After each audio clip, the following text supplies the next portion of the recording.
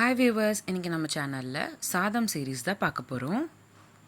ரொம்ப simple and ஈஸியான கத்திரிக்காய் சாதம் எப்படி செய்கிறதுன்னு பார்க்கலாம் வாங்க. முதல்ல ஒரு கடாயில் 30 ml போல் எண்ணெய் சேர்த்துக்கிட்டு கூடவே அரை ஸ்பூன் உளுந்து, அரை ஸ்பூன் கடலைப்பருப்பு, அரை ஸ்பூன் கடுகு இது எல்லாத்தையும் சேர்த்துக்கிட்டு கூடவே கொஞ்சமாக கருவேப்பிலையும் சேர்த்துக்கோங்க.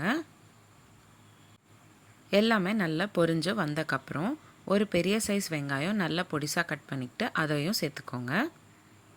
அடுத்ததாக ஒரு ஸ்பூன் அளவுக்கு சாம்பார் தூளும் சேர்த்துக்கோங்க. இந்த சாதத்துக்கு தேவையான உப்பும் கூடவே சேர்த்துக்கோங்க. அடுத்து 10 கத்திரிக்காய் பொடிசாக கட் பண்ணிக்கிட்டு சேர்த்துக்கிட்டேன்.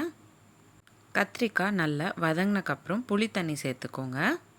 லாஸ்ட்டில் கொஞ்சமாக கொத்தமல்லி இலை சேர்த்துக்கிட்டு கூடவே 1/4 ஸ்பூன் அளவுக்கு பெருங்காயத்தூளும் சேர்த்துக்கோங்க. நான் இன்றைக்கி அரை கப் சாதத்துக்கு தான் உங்களுக்கு காமிச்சிருக்கேன்.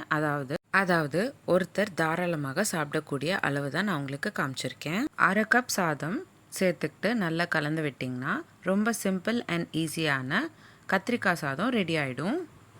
உங்களுக்கு இந்த வீடியோ பிடிச்சிருந்தால் லைக் பண்ணுங்கள், ஷேர் பண்ணுங்கள். இதே மாதிரி டெய்லி ஒரு ரெசிபி பார்க்குறதுக்கு என்னோடய சேனல் சப்ஸ்கிரைப் பண்ணிக்கோங்க.